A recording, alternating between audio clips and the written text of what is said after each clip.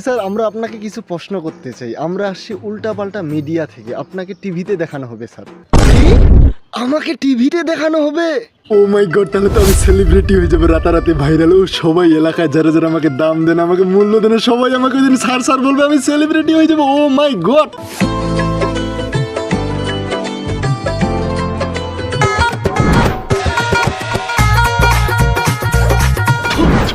তুই জানিস না আমি 1,00,000 টাকা দামের কফি ছাড়া কোনো কফি খাই না। তুই আমাকে খিলাচ্ছিস মাত্র 5,000 টাকা দামের কফি। আউট! তোকে আজকে থেকে আমি চাকরি থেকে ক্যান্সেল করলাম।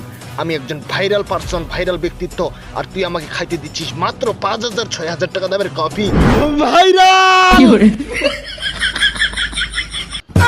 ওকে ওকে ওকে, প্রশ্ন করেন। আমি একটু আর কি উন্ন মস্তিষ্ক হয়ে গেছিলাম।